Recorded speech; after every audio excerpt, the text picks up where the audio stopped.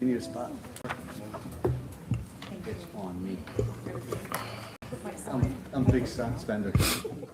Okay, you are live. Good evening, everyone. Welcome to the July meeting of the Bethlehem Planning Commission. My name is Rob Malosky. I'm the chair of the meeting. Other Planning Commission members, including my immediate left, Mr. Matt Malozzi, Ms. Joy Cohen, and Mr. Rick Pongratz. We ask anyone here in attendance tonight to please silence your cell phone at this time. We will follow today's agenda as they are listed, as the projects are listed. Each applicant will have an opportunity to present their project to us along with the city staff. Following that presentation, city staff will provide an overview of the city's comments and a recommendation. Planning Commission members will then have an opportunity to direct questions related to the project to both the applicant and city staff. Following discussion, any interested parties here in attendance will have an opportunity to comment on or ask questions related to the project. We ask that anyone who is interested in making a comment to give their name and address. We have a sign-in sheet up here, and please provide your name and address along with your email for the record. We will adhere to a 5-minute time limit for each member of the public, and each person will have one opportunity to speak. We ask that all comments be related to the project under review, and that all comments be related to the land use of the project. Where there are a significant number of interested parties, we request that members of the public be concise in their testimony and avoid repeating previously made assertions. After all interested parties have had an opportunity to speak, Planning Commission members will have a final opportunity to deliberate on the project. The review of the Planning Commission is based upon the provision of the subdivision and land development ordinance, zoning ordinances, and other municipal ordinances. Decisions will be based upon these recommendation of the city professional staff, pertinent public comment, and the public good. Our first agenda item, approval of the June 11th, 2026 minutes. Any discussion on the minutes as written? I'll accept the motion at this time. I'd like to make a motion to approve the minutes of the June 11th, 2026 Planning Commission meeting. Motion made, Ms. Cohen. Do we have a second? Second. Second, Mr. Pongratz. Roll, please. Mr. Pongratz. Yes. Ms. Cohen. Yes. Mr. Malozzi. Yes. Mr. Malosky. Yes. Minutes approved. Our next agenda item is a land development subdivision plan at 1400 East 4th Street, the Eastern Gateway. Will the representatives please step forward, introduce yourself. You have a minute or so to get prepared, and when you're ready, you may begin.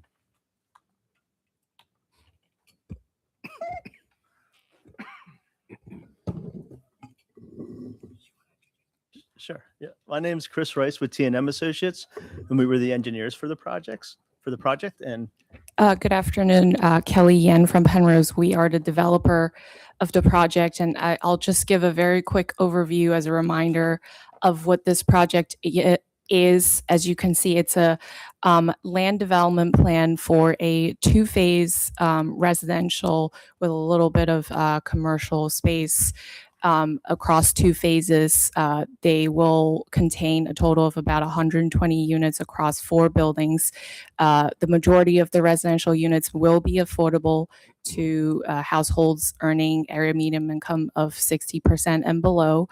The site, as it's laid out in terms of density and other dimensions, has been approved for zoning.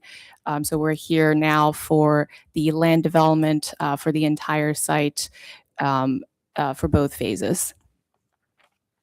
Great. And for anyone here tonight, again, Ms. Yan and Mr. Rice, we appreciate returning. This was in front of us a month or two ago. I'm not certain when last month. It was 2 May. months, May. And we kind of tabled it, and we appreciate you returning. So maybe you want to start with just kind of review everything that we talked about last time. You don't need to go into great detail, but I know there were some specific things that we pointed out in May.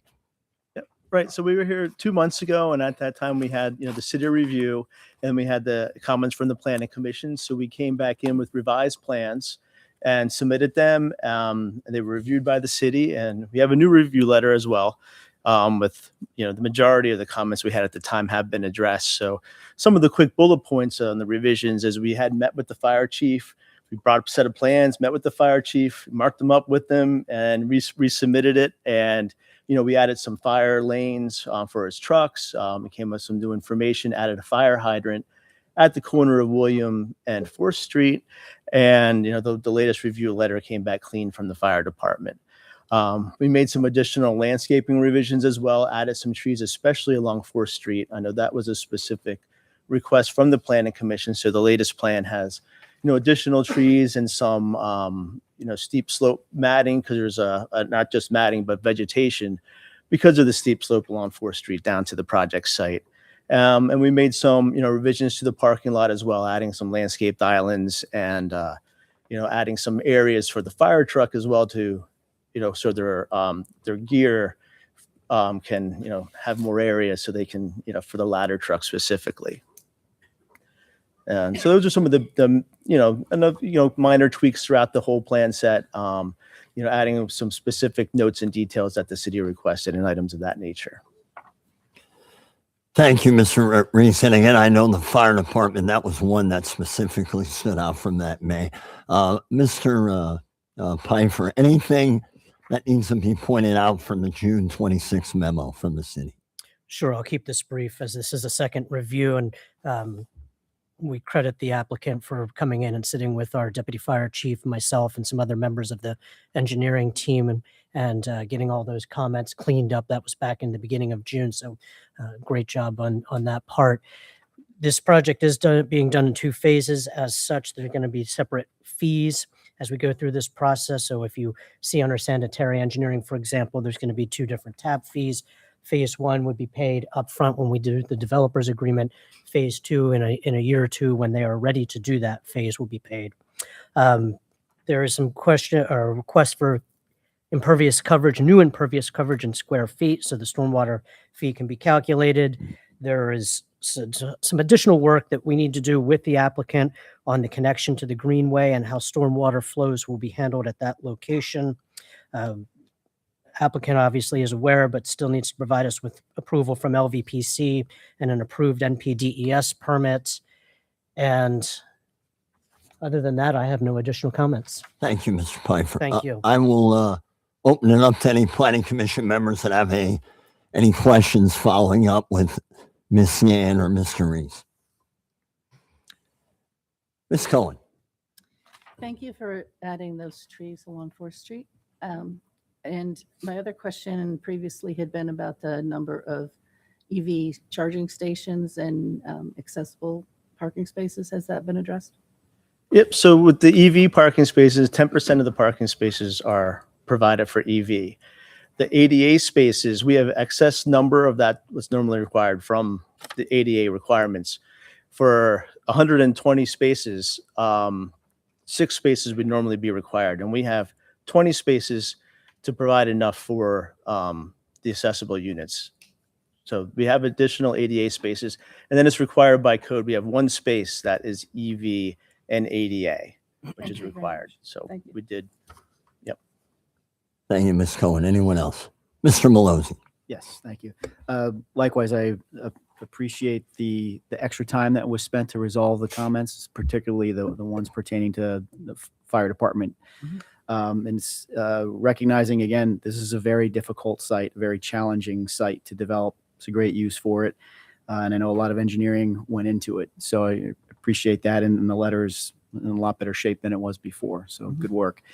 And just to clarify, and this may be something to ask city staff about, but in the LVPC letter, there are Act 167 deficiencies noted. Now that letter goes back to April.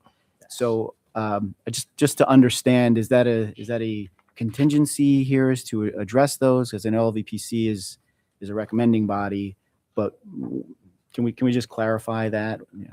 Certainly. And Dylan, if you have any additional thoughts on this, please just interrupt me. But in brief, they make comments to us. We reply back to them as the city engineer saying that they have satisfied the requirements. So they just need that letter from us. The LVPC letter reflects back to when we had our May meeting. So had they submitted a second letter, that comment would have been cleared up at this point.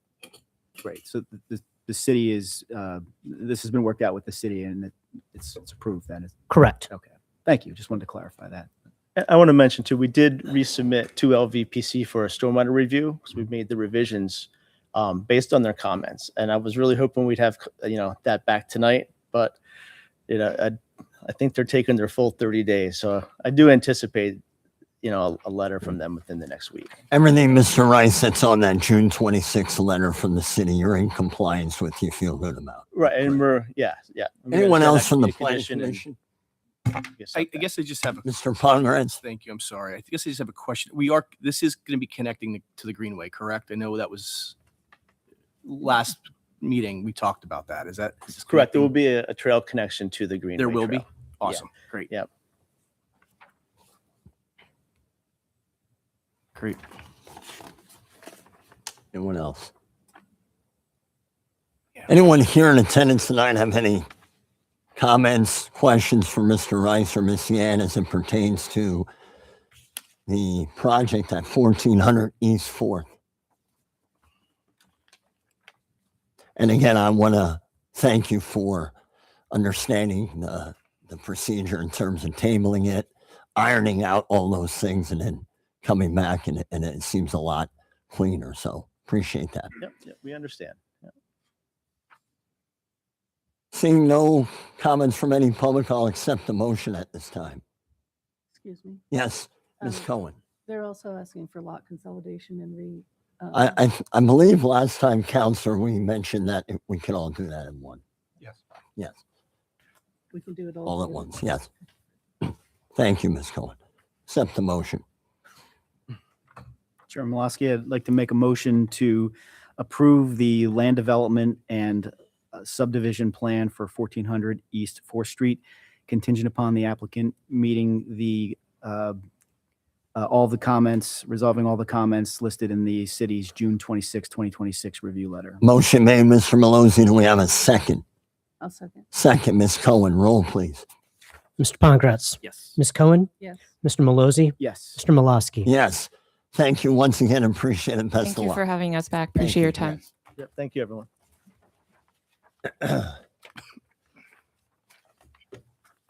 Our next agenda item is a sketch plan review at 5262 East Broad.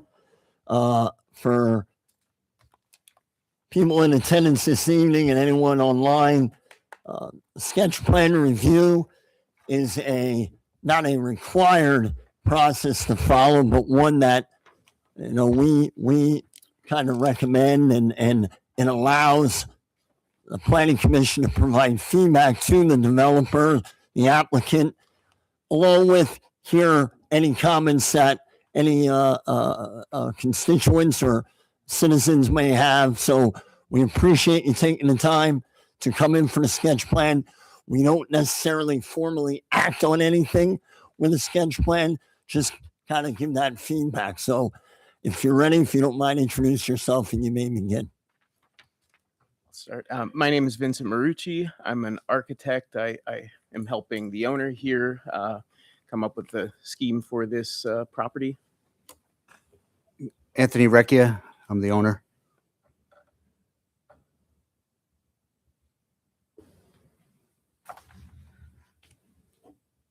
Thank you. You're welcome. Want me to just Yes. just jump right in? Jump right in.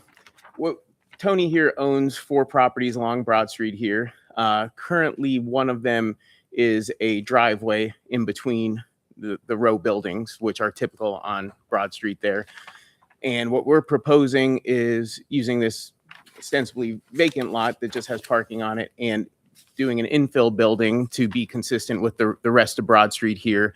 We'll have commercial on the first floor, and then it'll be apartments behind and above that. So what we end up getting is 10 new apartments there. And we also have existing parking back here, which amounts to was 45 spaces, I believe, 45 off-street parking spaces. Now, one piece of relief we will need for that is special exemption to allow the use of the existing parking dimensions as they have been used for many years now. And for the building, there are, as the zoning review noted, some dimensional variances necessary, though, as they also noted, if we do decide to consolidate all the properties, most or all of those variances could go away. We'll have to double check that with the dwelling density there. So yeah, if you can go to the elevations.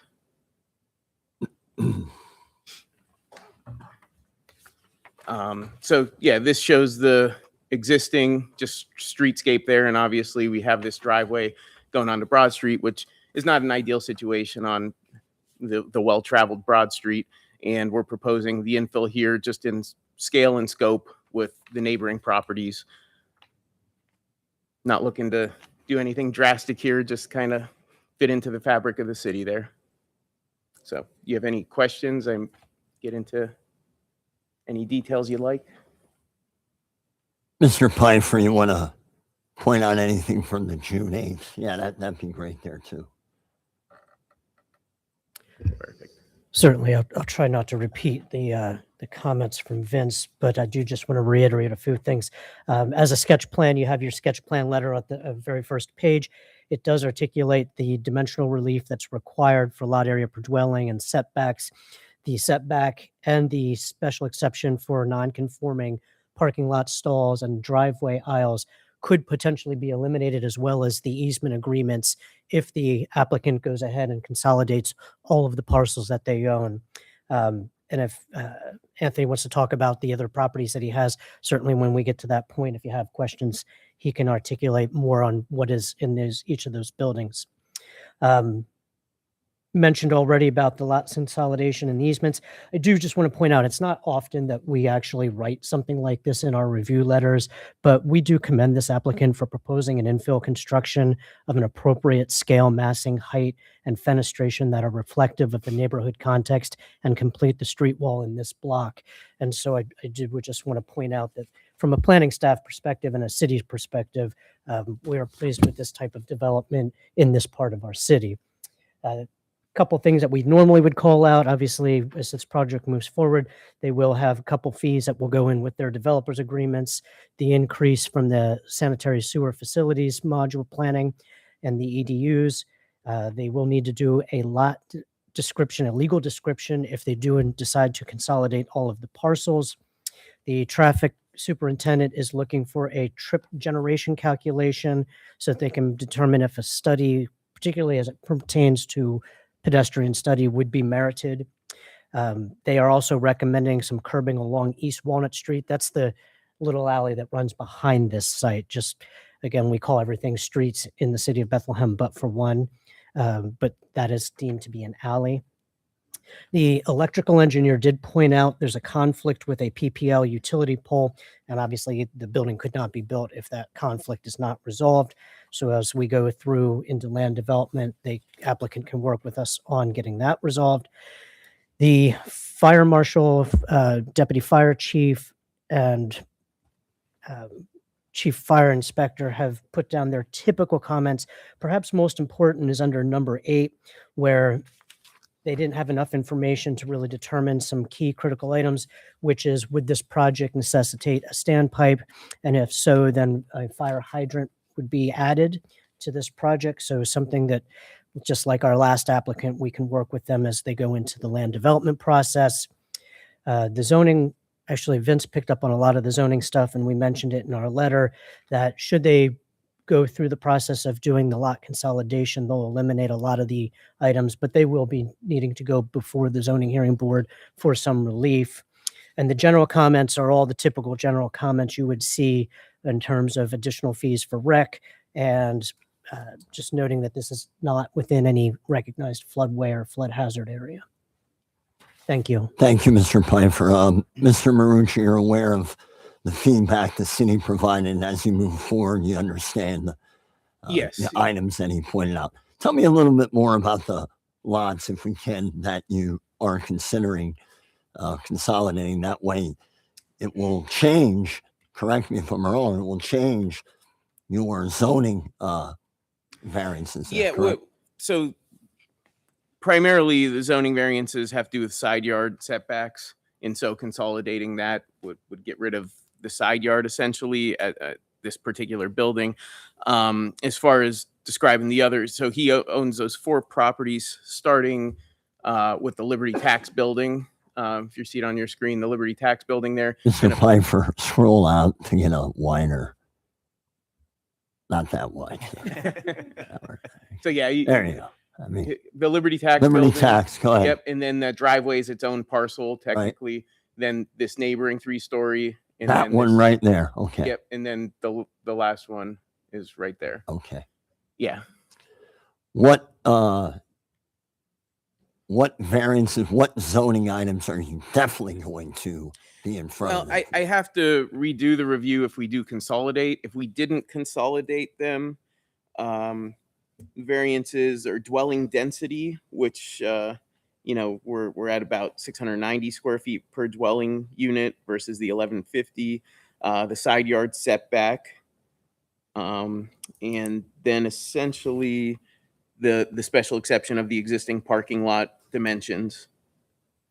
Okay. And yeah, I believe that. And Mr. Pfeiffer, you say there's some, they definitely will need relief regardless even if they do consolidate? Yeah, so the non-conforming parking lot size for stalls and aisles would definitely be something that they would be required to do. Well, go ahead, Mr. Hi, Mike Raschuti, I'm counsel. Yes, Mr. Raschuti. I think when I did my rough math that the dwelling unit density comes close to 1,200 square feet, so I'm not sure if we'll need the relief on that. It'll be a question I think Mr. Taylor and I will have to discuss. If you do consolidate, does the dynamics of the parking lot change? The dynamics don't change unless it would be required to reconfigure everything. So we probably would still need the special exception relief there. Understood. And the upside is being in the CL district, it is not a variance that they would be required to do if they needed to reduce parking, but a special exception. And they are on a major Lancer route, so they're hitting a lot of the key components that the zoning hearing board would normally look for when they consider that request. Can you pull up the elevation again? Maybe you want to talk a little bit about, again, it's early, it's a sketch plan. You want to talk a little bit about some of the materials, the facade, what have you? What are you planning, or haven't you even gotten into anything like that? Yeah, I mean, just in concept here, as you see, I mean, we would strive to make that front facade a veneer brick or, otherwise to be consistent with the streetscape. Your typical double hung windows and shutters, which are common along that street as well. The storefront, obviously, with the required commercial use on the first floor. We're just keeping consistent with the tax offices up and down the street and the other attorneys. Little portico over the top. Just again, trying to maintain a bit of a colonial look. You want it to blend in with the fabric of the Right, neighborhood and right. that, right? Mhm. Okay. Yeah, and then there is a side elevation that you turn the corner and as typical, what we probably would go to Yeah, on the side. a fiber cement siding, but still do some articulation with vertical horizontals. Again, responding to some of the other additions done in the neighborhood there, and just trying using the horizontal and vertical changes to keep scale with adjacent buildings. And it steps down in the rear too, just again for a better scale to the building when you approach from behind. Any questions or comments for either Mr. Marucci or Mr. Recchia from Planning Commission members? Feedback? Ms. Cohen, can you have? Thank you. Yep. So the units in the new addition, some of them are accessed from the back parking lot only. How do you get into those on your sheet? They're green. So on the first, there is one unit that would be accessed from a walkway, and so I don't know if you could see my pointer at all, but on that plan, all the way to the left, the one back unit, the 1-bedroom apartment, there would essentially be a walkway from parking into the lobby area here. So that entry for that unit would be off of the that walkway. And everything else is accessed from interior. Okay. Personally, I feel more comfortable if you would consolidate your lots because I think the setbacks and the density are significantly different than those that are required if they would not be combined.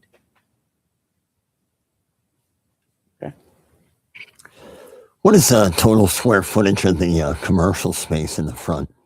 Commercial space we have currently at about 730 square feet. Okay. It seems to be a pretty popular Sure. size for renting to local businesses. Mr. Malozzi? Yes, thank you. I guess, first of all, just in general, this is a nice infill project. It's a missing tooth there on the block. And keeping with the scale of the neighborhood, not trying to go too high and exceed the bulk and massing for the rest of the block is appreciated. Just to clarify, I was wondering about the other properties that are included, because the letter says there's 45 parking spaces. Do those serve all 4 of the properties?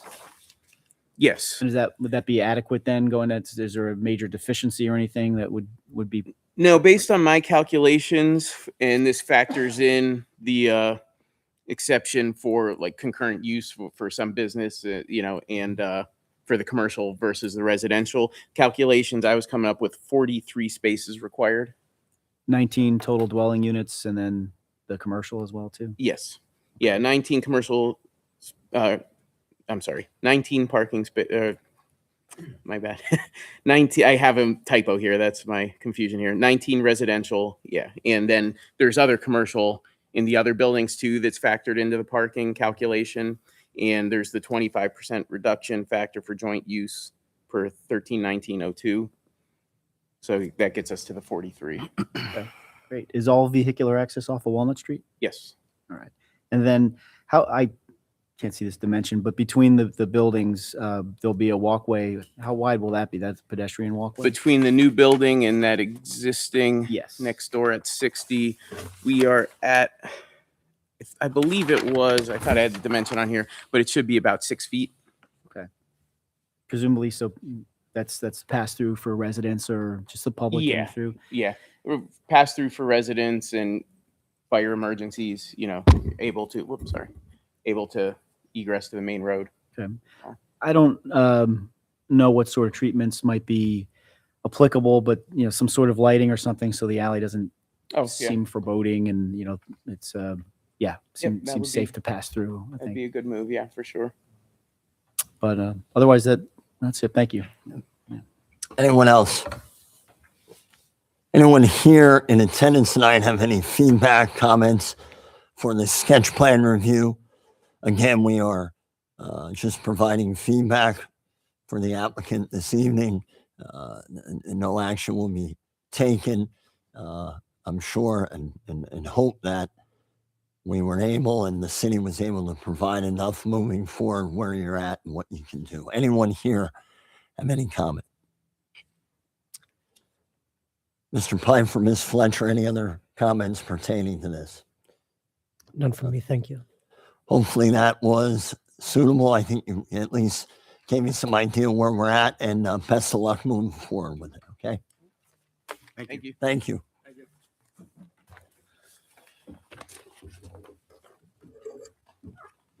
Our next agenda item, land development plan at 404 East 3rd Street. Will the applicant please come forward? We'll give you a minute or so to get situated, and when you're ready, you may begin.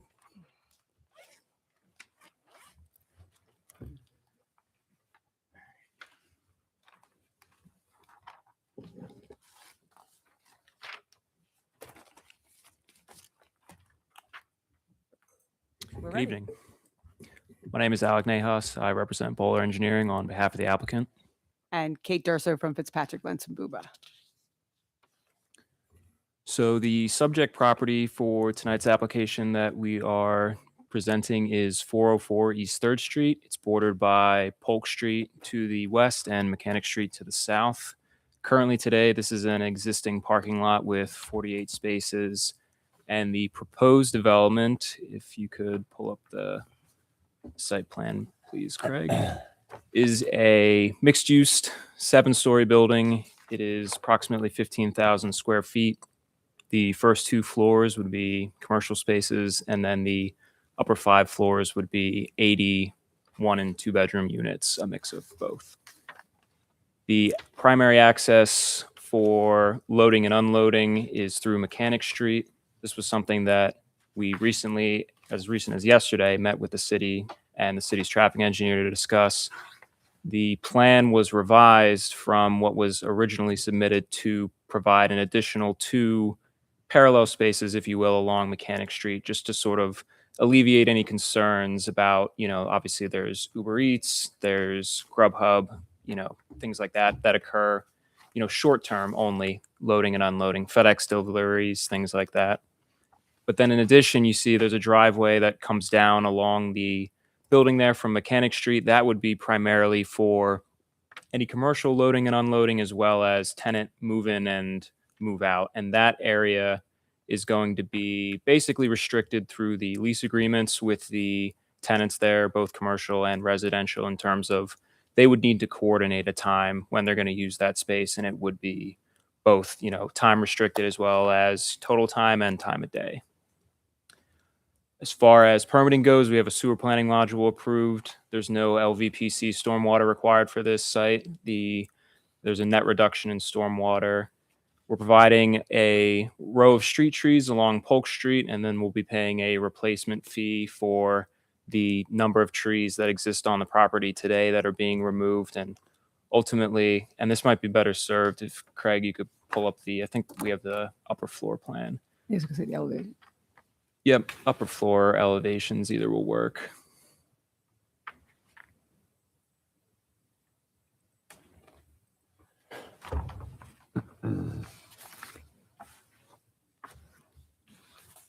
Yeah, so the first 2 floors, since there's a bit of grade along Polk Street, the way this building will function is the East 3rd Street would be your first floor entrance, and then on Mechanic Street, that would be your second floor entrance, just based on the amount of grade that picks up along Polk Street. But then the upper 5 floors, those extend essentially to the entire width of the property. And so just for a bit of history, this project was actually before the Planning Commission in April of 2021. At that time, the Planning Commission did approve modifications for a few items dimensionally, such as setbacks, impervious coverage, and parking. So again, like I mentioned before, the spaces that you see on Mechanic Street, those are not parking spaces. All of the parking for the units and the commercial spaces would be handled through the Polk Street garage, which the applicant is essentially acquiring a lease for those spaces. There's been dialogue with the parking authority on that. Yes. Sorry, you can continue. And then the only real thing to point out left about the elevations as far as the differences between first and upper floors is that the overhang, which you'll see some of the columns there presented on the north elevation there on the left, that overhang essentially takes away any ability to plant street trees along East 3rd or Mechanic. So that's the reason why we're not showing any street trees there. They'd be completely covered up by the upper floors of the building. No sunlight, no rain. So that's where I bring up the replacement fee. We did add some ground covers along those spaces that, are less requiring of sunlight and rain. So that was a direct request from the EAC. So we went ahead and added those to the plan as well. And the forester reviewed the project. Yep, we did meet with the city last month. We had a sit down with staff, and the forester gave the green light for that replacement fee as well. Mr. Pfeiffer, how is that? Is that IR? How's it zoned? Yeah, it's IR-R. Okay.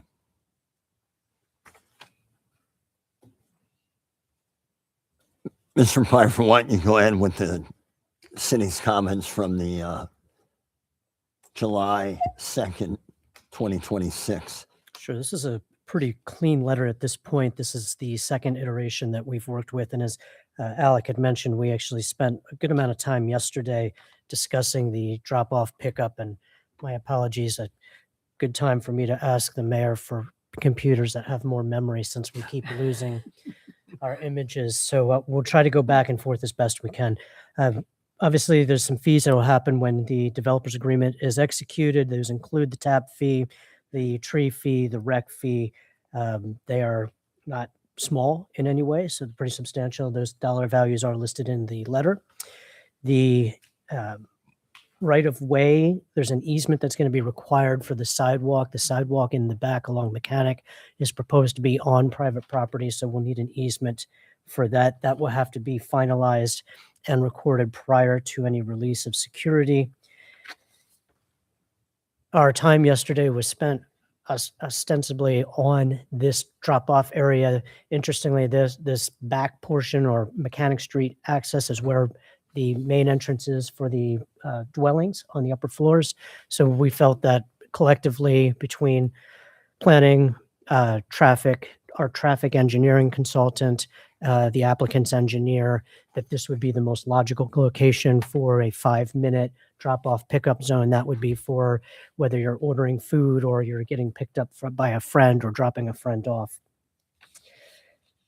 Unfortunately, due to the topography, the Polk Street side and its right-of-way width isn't not conducive for that type of use. And certainly 3rd Street is our biggest concern, wanting to make sure that we maintain no parking in that intersection with 3rd and Polk. The elevations, we've talked about that briefly. We need to spend some more time with the architect and the applicant on how that would look at grade along Polk Street. And of course, we would be remiss if we didn't put in our comment about bird-friendly glass. And we are now putting in our letter just to contact the center at Muhlenberg College for assistance in finding a solution to that common problem.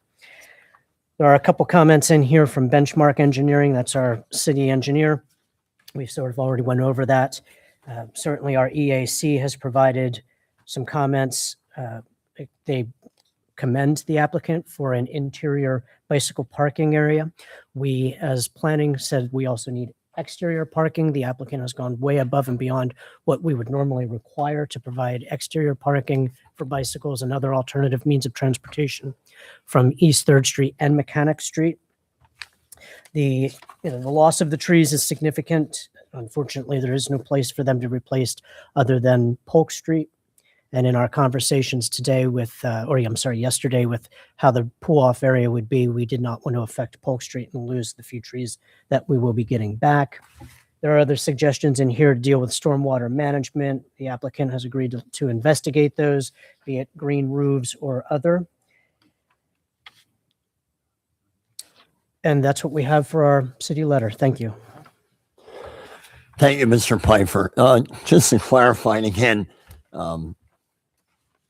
Nahas, you've shown in your elevations kind of how you separate the vertical facade with, but we don't have any renderings of what it'll look like on Polk. We do. We do. I want to make sure because I think that's important.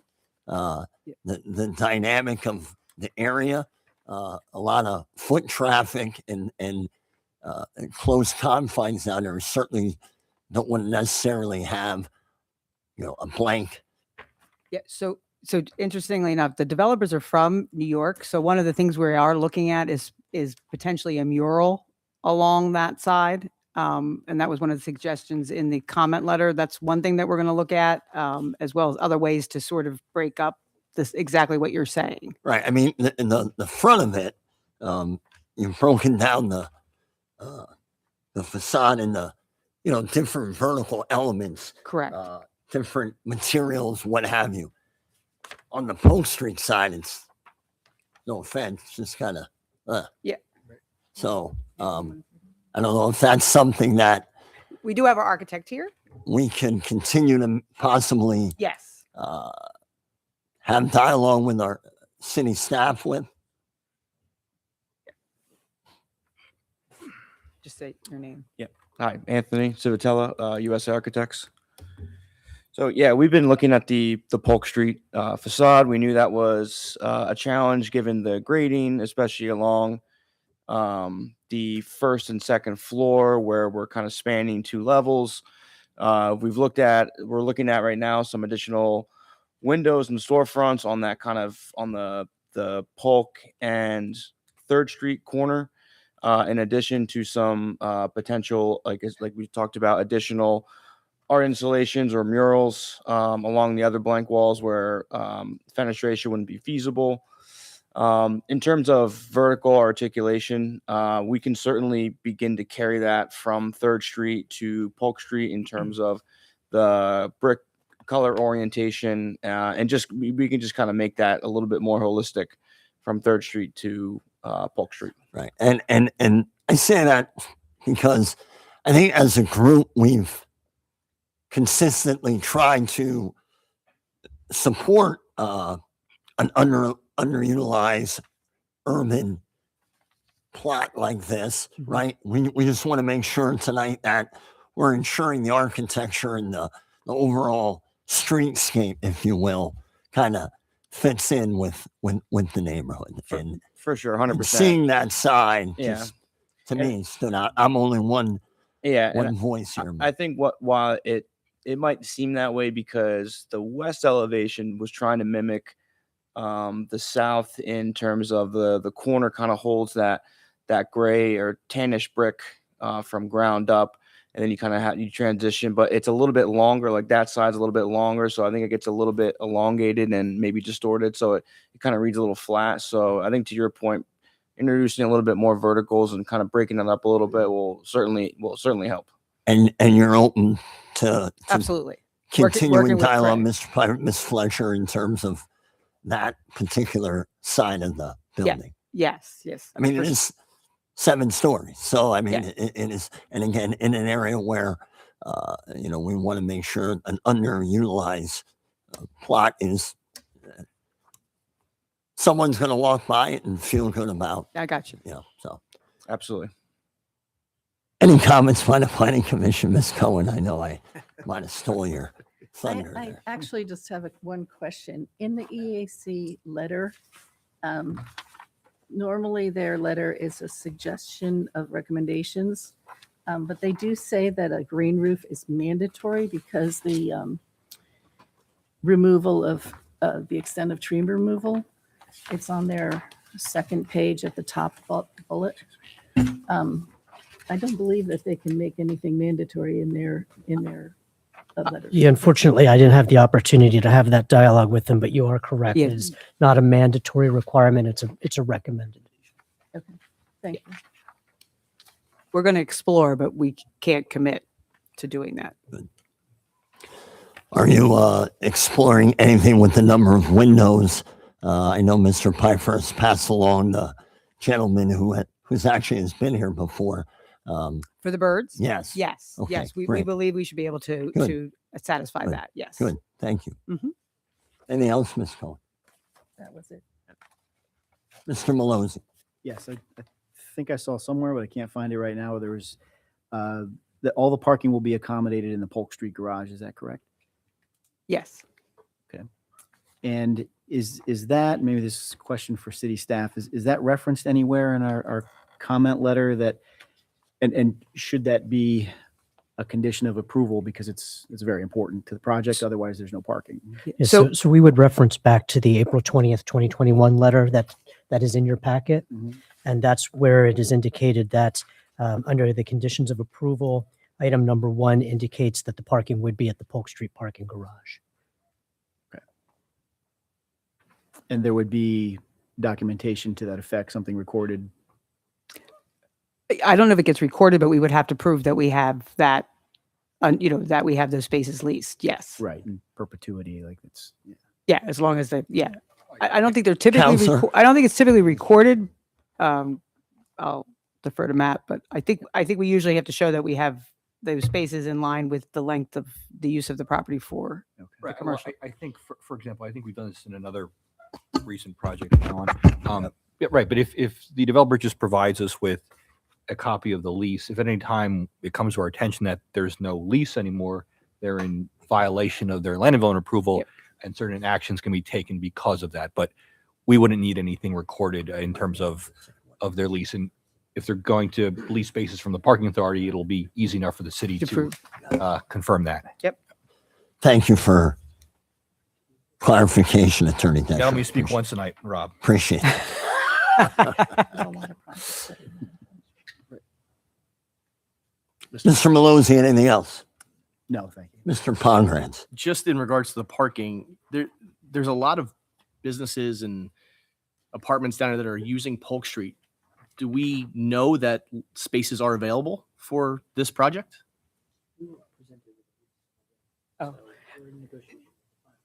Okay, because he's not, doesn't have the microphone. okay. The developer was presented already with a copy of a lease from the parking authority. They just don't have it executed yet. So the authority has provided evidence that there is enough spaces okay. there available for them to lease. Perfect. Okay.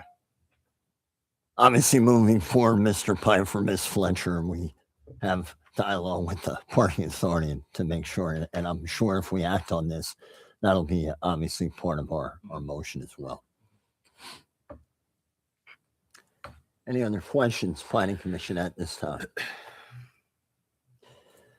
If the front, you had mentioned kind of that overhang, which would not allow for, I think you mentioned trees, For right? the trees, yeah. If a restaurant is one that ends up being in the front in the retail area, is there enough space on that area for outdoor dining or what have you? How much ground space do we? There should be. I mean, Not a large area, but it's not Main Street, a little bit different, but if there is, There's somewhere between 5 and 10 feet from the walkout facade to the Okay. existing sidewalk. all right. That's just something I couldn't really tell from the depth of the rendering here, so. Anyone here in attendance tonight have any comments or questions that pertains to the land development plan at 404 East 3rd? Ma'am, if you don't mind, come on. Well, That was a joke on my part. earlier when I read, we like to try to keep the meeting moving. So, I mean, unless something does come up again after you ask your questions or make your comments, I'm sure I'll allow you to do so. But if you don't mind, step forward, give your name and address for the record. And when you are done, we have a sign-in sheet right here. We'd love for you to give your name and address as well. Okay, so I am Janet Barry. I am from Shakespeare Road and virtually a lifelong member or resident of Bethlehem. And this proposal upsets me just for the fact that quote unquote significant loss of trees and no area to replace. We call ourselves Tree City USA. So we need to take down all of those signs if we're going to continually allow developers to come in and not replace trees. Why are provisions not being required of developers, especially developers from outside of the city, to do something green on the roofs? That is something that is quite the norm now. You can either do solar panels, you can do gardens, you can do something. A mural, a big whoop. You need to do other things. You need to think outside of the box. And if you're going to sell Bethlehem to developers, let's do it forward thinking rather than how we're doing it now. Thank you, Ms. Barry. We appreciate your comments. Mr. Pfeiffer, do we know how many trees are down there now on that location? Is it, I do not know. Alec, do you have an idea? do we have is it in the double figures or is it one or two or is it, how many existing trees? And also, correct me if I'm wrong, in lieu of that, the tree replacement can be, what is the amount for the developer for the tree replacement? I think that was listed. So Yeah, there's it is. there's 17 trees. 17. And they propose to replace 4 along Polk Street. There is a fee that would have to be paid at the time of execution of the developer's agreement in the amount of $13,000 for tree replacement. That money is directly earmarked to the city forester's office for replacement of trees elsewhere throughout the city. And Ms. Durser, you mentioned your client you are considering looking into the roof situation. Yeah, I mean, we're not prepared to commit to it. There, we're looking at different abilities. Yeah, I mean, we tried to take and incorporate into the plan a number of the suggestions that the EAC had, but we're not in a position to be able to commit to a green roof. Understood. Anyone else have any questions or comments as it pertains? Yes, sir. If you don't mind, come on up. Give your name and address for the record. When you're finished, you can sign in. Thank you. Sure, thank you. Shad Yoder, 3116 Chester Road. Did I hear 80, the amount of units? But there are 80? Correct. Okay. Doesn't take someone that lives on the south side to understand how bad traffic is on the south side and just Bethlehem in general. And to have 80 additional not even individuals, 80 additional units, we don't have confirmation or exactly confidence was inspired today on where the parking will be. It'll be on Polk lot, but it sounds like you're going to move people who are using that parking lot right now. So you're still dealing with an influx. And time again, I see Bethlehem not create the proper infrastructure for these types of projects. We want people here. I get it. People want to live here. The quality of life diminishes for those coming in and those already here when we do not have the infrastructure to support it. You have 80 units going in here on an empty parking lot that currently occupies no one. Your job is to step in and say, what can we do to improve the lives of the occupants? What can we do to mitigate the impact on a road that already has standstill traffic multiple times a day? I sit in 3rd Street traffic anytime I'm going over there in rush hour. It will only be worse because of a project like this. And, they're building bird mindset or mindful windows. Well, there's the environmental mitigation there. Forget about the 17 trees, which there is a difference. Mature trees are not equal to those 4 infant trees that we'll be placing in. Like Ms. Berry said, you have a Tree City label. If you do not care to have it, then do not promote it. There is this non-commitment, we'll explore green roofs. We'll look into putting green infrastructure on top. That's where you come in and say, no, this is going to be a deal breaker. The residents enjoy environmental planning. They enjoy to see green spaces put in. And when infrastructure and people out of state who do not live here come in and say, well, it didn't fit into our project, that's when you step in and say, well, this needs to fit in. This is part of our city. This is part of our culture. This is what the residents are asking for. That's what I want to see from this commission. So thank you. Thank you, Mr. Yoder. Much appreciated. Could I just briefly Yes, comment? Ms. Yeah. Durser. I think you're misunderstanding that the Planning Commission can just dictate requirements on a developer. There's set ordinances that the Yeah, developer I needs to meet. understand. And I think Mr. Pfeiffer correctly said at the beginning that a lot of what this development is doing is above and beyond what the ordinances would otherwise require. Sure. And so a lot of the things that let me Mhm, finish. sure. A lot of the things that you're saying are not things that they can require of us. And if the use is permitted, as it is here, Mhm. they can't just say it's a deal breaker and it's denied because there's legal implications Mhm. related to that. So I just want you to understand that they don't have all the discretion that you think that they have. Sure, absolutely. And I also don't want this commission to act as a rubber stamp, though. $13,000 fine for removing trees is not that significant for a developer of this type of project. So if we do not have or do not want to use or adapt tools to make these more of a requirement, we can find ways, ordinances adapting, working with the developers. there are ways to address and to come to conclusions where we can get environmental planning. Mr. Thank you. Yoder, thank you for your comments. Appreciate it. I would just add to that. I mean, I can hear your passion and I respect it. I would say, make your voice known, also heard at city council, right? Where really they can implement and try to implement some of those things you're talking about. Ms. Durser, I appreciate your comments as, again, we're not all up to date or in tune with what our role is. So I appreciate that. You know, it's something as a resident as well, I can relate to what you're saying about the traffic down there. I believe Polk Street parking garage, I'm probably wrong here. Maybe I am 725, 730 spots, something like that.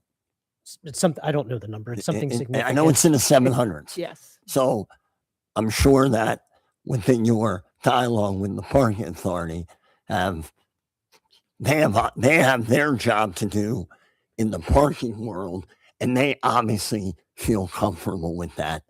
Lacey, that. So thank you. Anyone else? Mr. Malosky, if I just may add on Mr. that, Pfeiffer, yes. the Bethlehem Parking Authority has indicated to us that they have capacity at the Polk Street Garage for not only this project, but the other ones that we've already discussed, for example, Steel Ice. So the capacity exists there. We'd love to see them get all those spaces leased out. And it would certainly would be something that would be more of a stick, because if Steve Fernstrom doesn't give his lease and doesn't get his monthly payment, we can guarantee he will call the city of Bethlehem. Right. And again, I was paraphrasing those numbers. I think that they have over 700 spots. Anyone else? Comments? And just before you vote, Craig, given the letter from 2021, what do we think about just explicitly incorporating that into the conditions this evening? I assume, I would Mr. So feel- you have no problem with that. No, I assumed that that's actually what you were going to do. Okay. And I already mentioned that's how we should mention that in the motion. So, fine. I'll accept the motion. Any other discussion, questions, comments? I'll entertain a motion at this time. Chairman Malosky, I'll make a motion to approve the land development application for 404 East 3rd Street, contingent upon the applicant meeting all the conditions outlined in the July 2nd, 2026 city review letter, and also specifically the conditions outlined in the April 20th, 2021 letter, and particularly the requirement of leased parking spaces in the city's Polk Street garage, and also strong consideration to the applicant to consider discussion about breaking up the facade with different material treatments along the west elevation along Polk Street. Motion made, Mr. Malozzi. I will second it. Roll, please. Mr. Pongratz. Yes. Ms. Cohen. Yes. Mr. Malozzi. Yes. Mr. Malosky. Yes, thank you. Thank you. Appreciate your time, Ms. Sturzer, and best of luck moving forward. Thank you. Thank you. Thank you. Our final agenda item is a land development plan at 1405 North Boulevard. Will the applicant please step forward? We'll give you a minute or so to get yourself prepared, and when you're ready, you may introduce yourself and you may begin.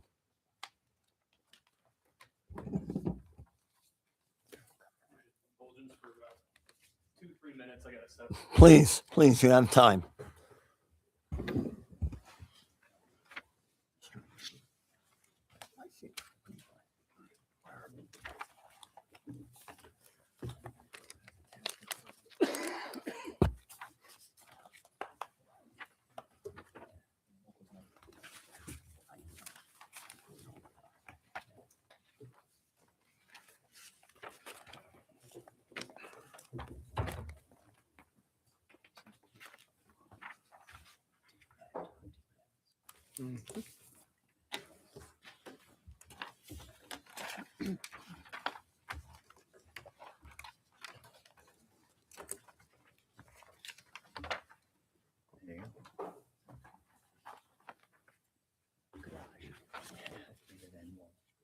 Huge.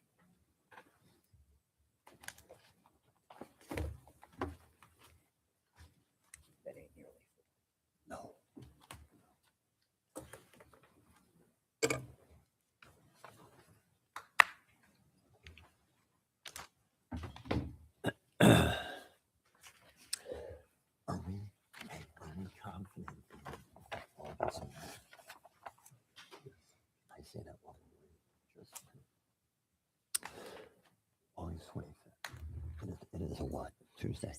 While we are waiting for the next agenda item to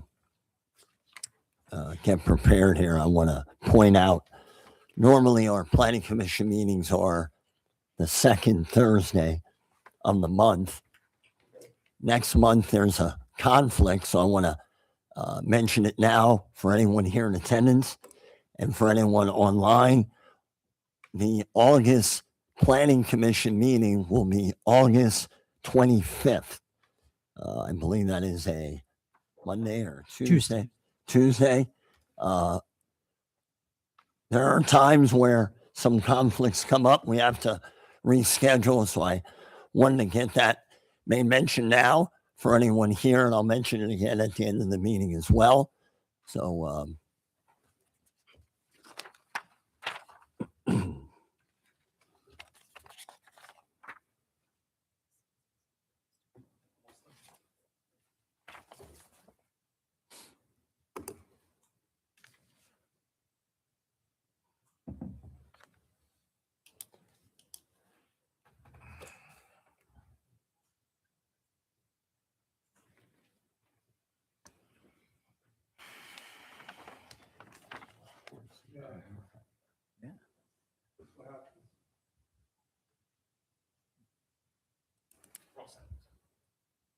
if you don't mind, give your name and your purpose, just so I know.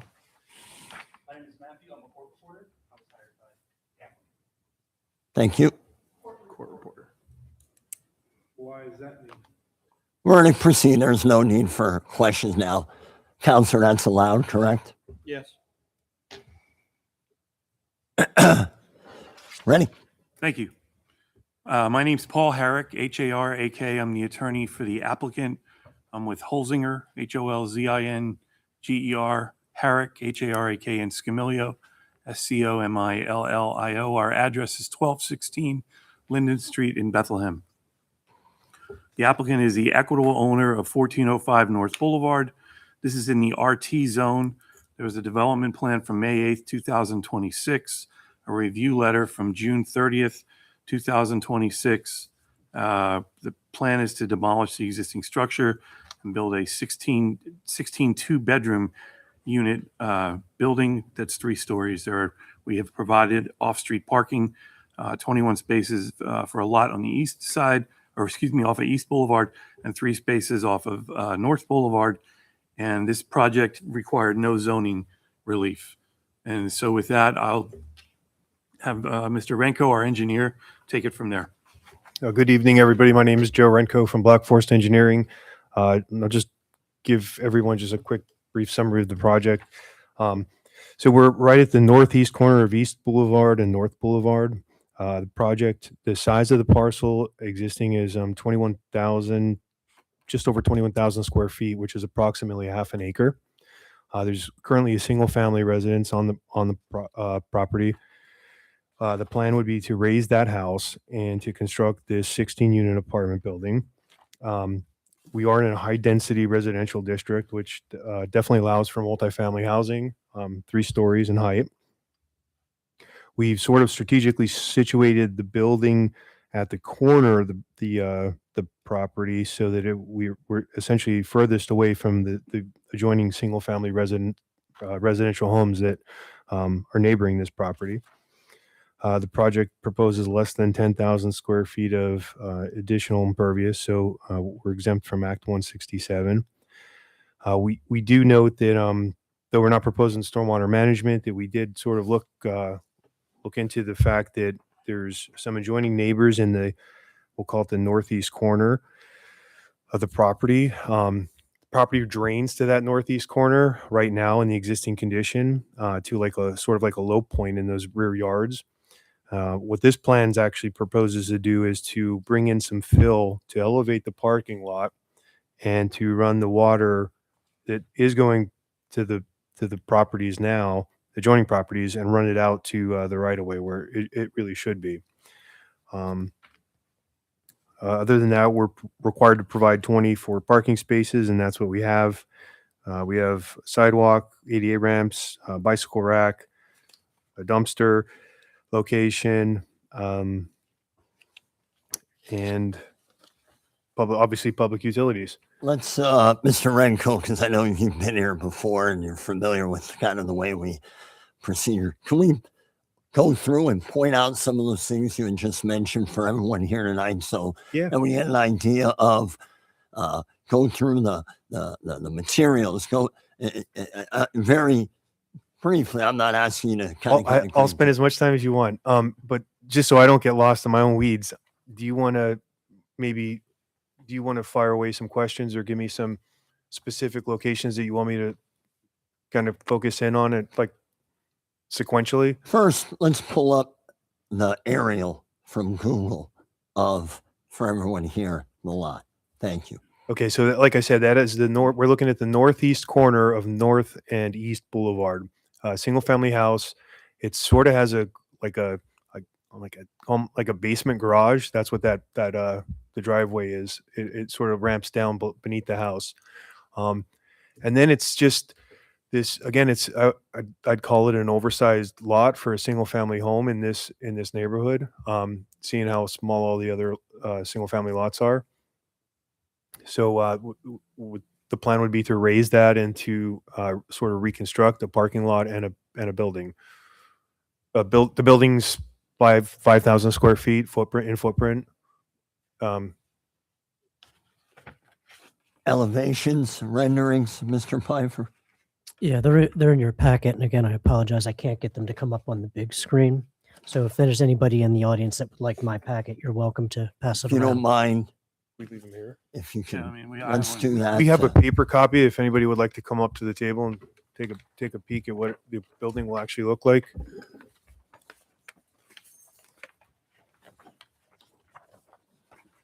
Yeah. Oh, I'm sorry. It's just one packet. Yes.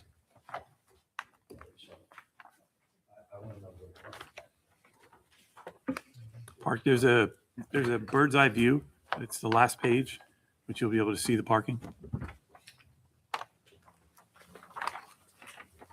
Not the last page. It's the second to last. Sorry. Yeah, we can give it a go.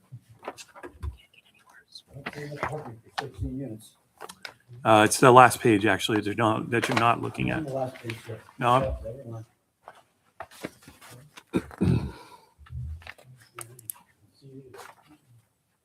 Not the space you have.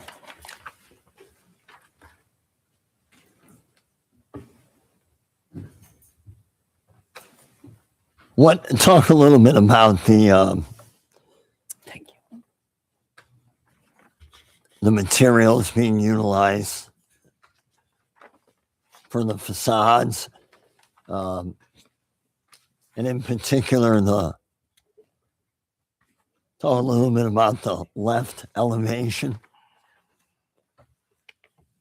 Well, it's a mix of vinyl and stone. Very very similar to some of the other buildings that the applicants constructed within the city. The left elevation faces what road? Would that be facing North Boulevard?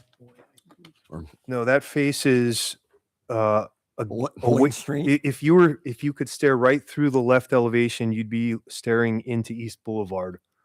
So that's the lawn area that I have on the site plan between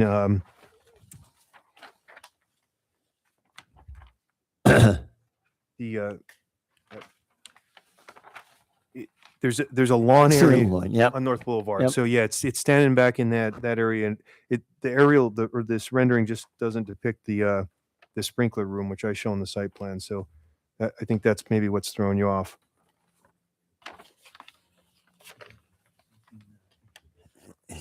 And again, to clarify, Mr. Renko, yeah, you mentioned the left elevation is on the plans, the one that is facing the lawn, correct?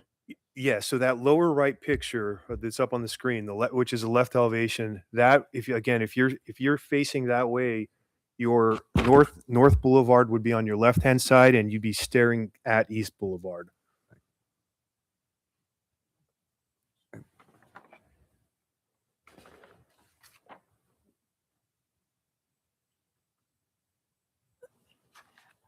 Mr. Pfeiffer, I'm gonna, unless Mr. Renko has anything else he needs to point out, or No, I think I'm better at answering questions. Mr. Pfeiffer, that I'm gonna allow you to cover the city's letter from June 30th. Certainly. So try to just hit the key highlights. Obviously, this is also a project that's going to require developers agreement. There'll be the sanitary sewer tap fee that required at that time. The documents have been submitted to DEP for that planning module. They have not yet been approved. So that is forthcoming. There is a stormwater escrow fee also associated with this project.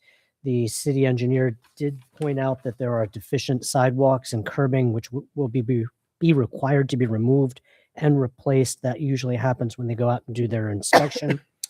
The applicant is going to need to provide us with floor plans and elevation plans that show the heights of the building facade. That's for not only our engineering, our zoning, and our fire marshal. Forestry, there's a pretty extensive, I'll try to bring this up. It looks like we've got some of our problems solved here in terms of being able to show drawings and plans. There's an extensive amount of landscaping proposed along the, what I'll call the east and north lot lines. And there the applicant calls out for what's commonly referred to as the green giant. The new Saldo does require that that be a mix of at least 3 planting types. So the city forester called that out. So one of their comments, the traffic superintendent did call out for crosswalks at the intersection where they are currently not there.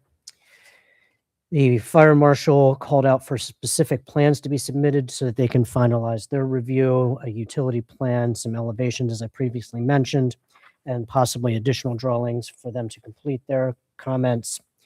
The general comments are standard general comments. There's a recreation fee, again, which will be required at the time of execution of the developer's agreement. Under the lighting and landscaping plan, we also go back and reflect our current saldo that this plan would be subject to the new one. There are comments in here from Atlanta, in fact, extensive comments from Atlanta. Yeah, I can sum that up to briefly say that there is an existing bus stop at this intersection, and Atlanta is requesting that that bus stop be moved over to the applicant's side of the intersection and that a concrete pad be added in between the curb and sidewalk that would be ADA compliant. Those are the comments I have for the city review letter. Thank you, Mr. Pfeiffer. Mr. Renko, I'm confused on the no floor plans. Is that something that, I mean, I guess, like, where did 16 units come up with, and if so, not seeing any floor plans, do we have an idea on that? I think Mr. Villani is going to respond to that. Yes, sir. I sent the floor plans. Give your name and address for the record, please. Dominic Villani, 709 Jennings Place. Thank you, Mr. Villani. I sent the floor plans to Mr. Pfeiffer actually a couple times. Thanks, Dominic. No, at different intervals, but basically each floor has four apartments. There's a lower level and 3 upper levels. The reason it was done in that configuration, that area, when we met with the Bureau of Engineering, they informed us they didn't want any infiltration done on this site, and that we were handling the stormwater with sort of a retention type basin level spreader, and to not have any more building coverage, we put more of a vertical building. However, we are keeping the building 15% lower than the allowable building height in that zoning district. We're allowing for green space. The units, I believe there will be 12 2-bedrooms, to be specific, and then 4 1-bedroom, 1 den. With my fault.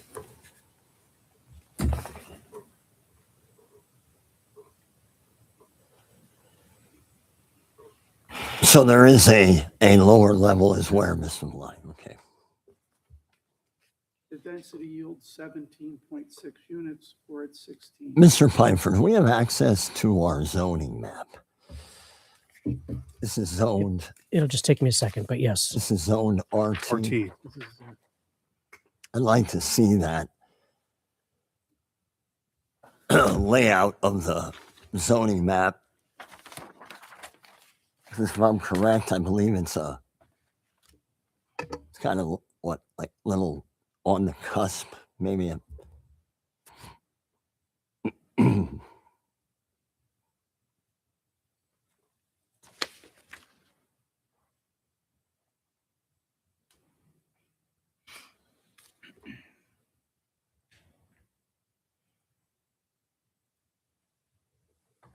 large that, find it.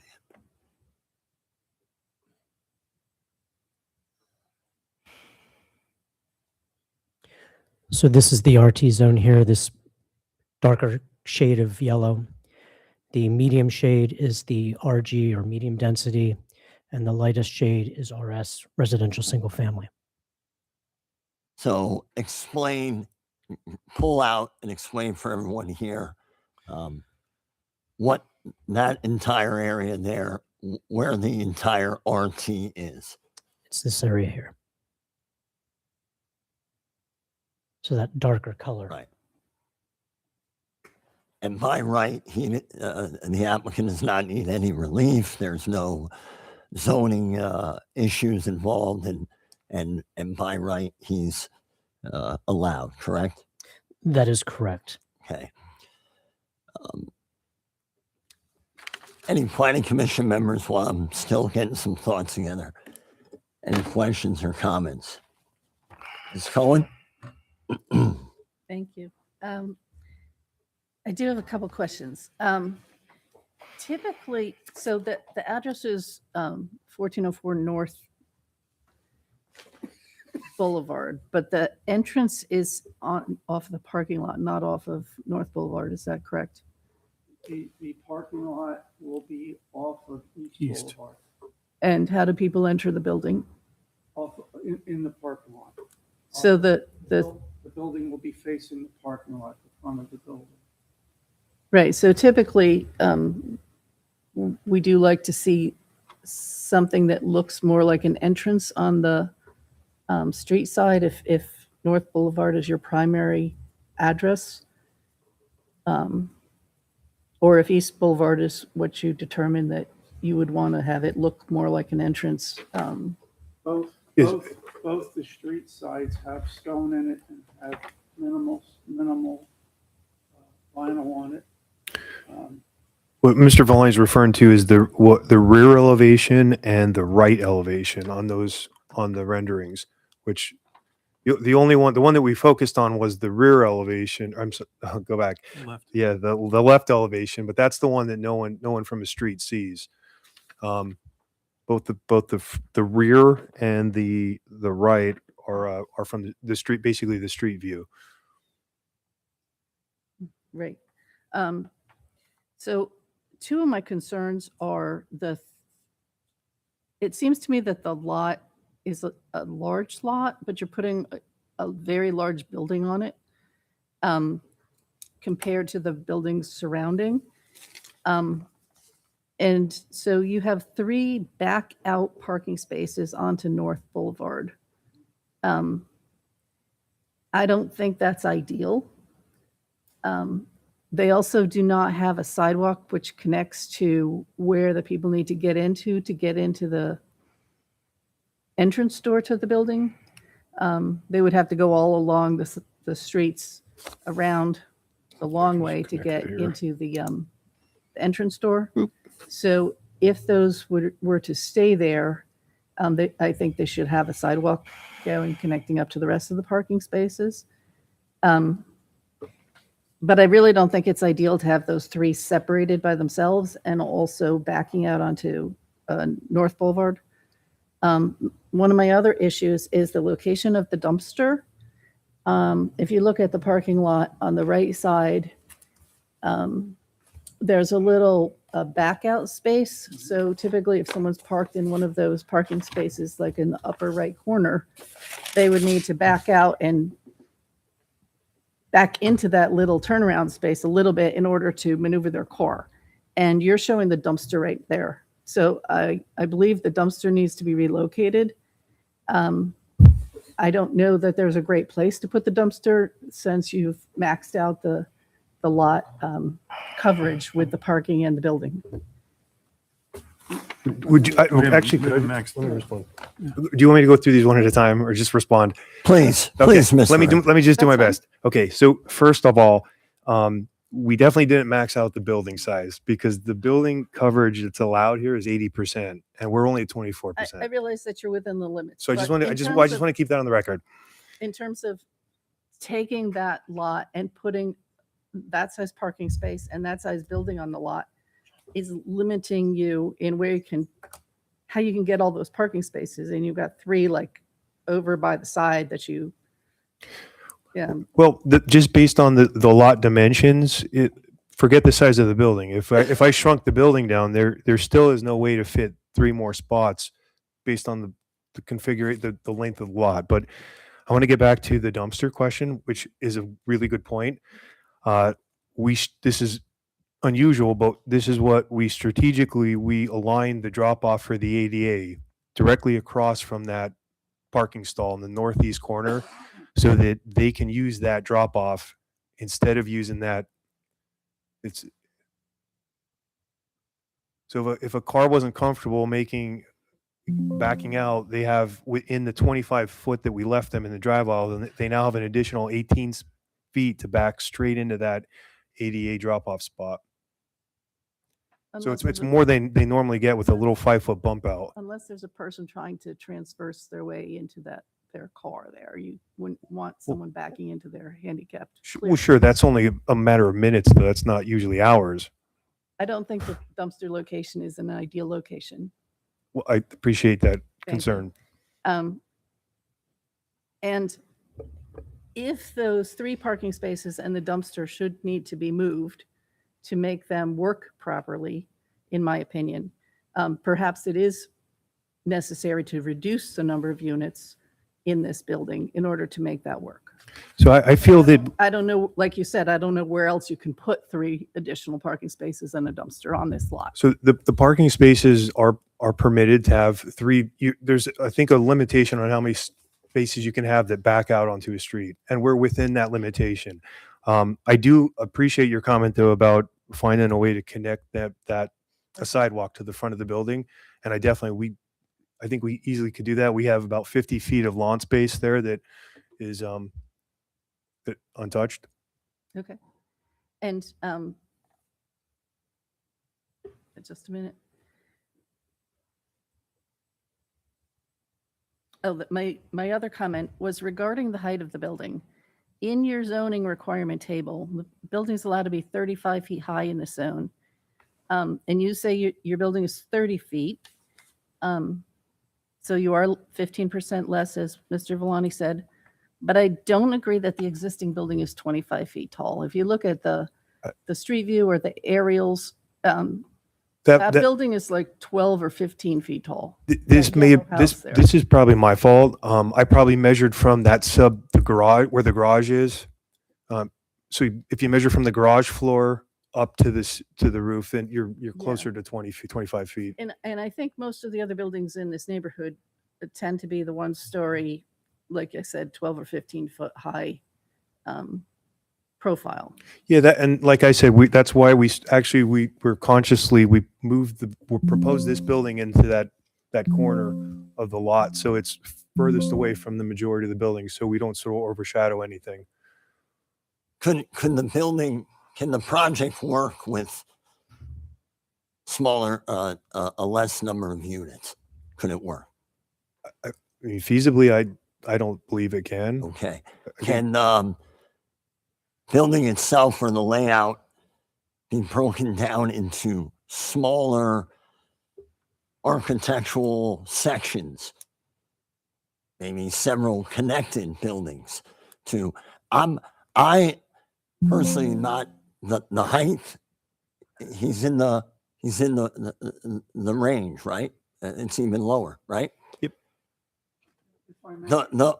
The bulk, the mass of the building in general. Our job is, does it conform with the other buildings within the neighborhood? I understand. That's the tough. Would that's it the tough spot. allow Mr. Villani, people involved, to analyze, look at possibly several connected buildings, or in somehow, be creative to decrease the bulk, the mass, if you will? If I could respond to that. First of all, regarding the parking, Lana Bus is wants to relocate on this property their bus stop. They're going to take 100 feet of on street parking. There's been other developers here and before the zoning board, that have asked for variances for parking relief, utilizing their on-street parking. We've worked with Lana Bus before. We like working with them. You can look at it a couple ways. It's going to institute people to use the bus, but also it's a hardship for us because now we're taking away parking from on-street parking that we would normally have. As far as minimizing the building, I appreciate the board. I've been here before, but the reason that we spent the capital to investigate and do this project is because it was zoned what it was zoned. There's several projects close to this, one of which is being done right now on the corner of Woodstown Road and Linden Street, which is a 3-story building in the RG zone. Not once did the question ever come up. I understand the adjacent buildings that are in that RT zone were built in 1954 and they're relatively small, but this is a connector road, 2 connector roads actually. That's why there's a bus route on it. East Boulevard goes, as you know, from Easton Avenue all the way to 191. And reflectively, North Boulevard becomes a collector road from Claremont Street, which cuts to Stefco, and that goes out to 191. So we are understanding about the adjacent homes there. We tailored the building as low as we could to the east. I believe, and I may be wrong on this call, and I apologize if I am. I think in the RT zone, it's 40 feet. We're at 34 feet. So that's how I got the 15. Thank you for that clarification, Mr. Villani. With that said, Mr. Renko, with that said, what specific design elements of your building have you chosen to fit in with the neighborhood? Be specific. Well, I think you have my role confused. I'm a civil engineer, so I do the site work. Mr. Villani, what specific elements have been chosen to fit in with the neighborhood? It's not an all vinyl building. It's stone. The color scheme, there's an expensive landscaping package. We're going to be putting a split rail fence around the property. The property look right now is barren, and we feel that we can dress the corner up so it's appealing. So, again, just for the record, so our court reporter has this: split rail, fencing, stone, vinyl. Yeah. Those are the 3 specific elements that were selected to tie in with the neighborhood. There's extensive buffering that's required and provided. So the landscape that was mentioned. The buffering is the space that's required, and then the landscaping is sort of what fills that space and provides a privacy. Mr. Moss. Yes, Mr. Villani. So we would be willing to reduce the number of units to 14 and eliminate those 3 parking spots there. If that would help, we would do that. We would just, like you said, modify a couple of the units into one.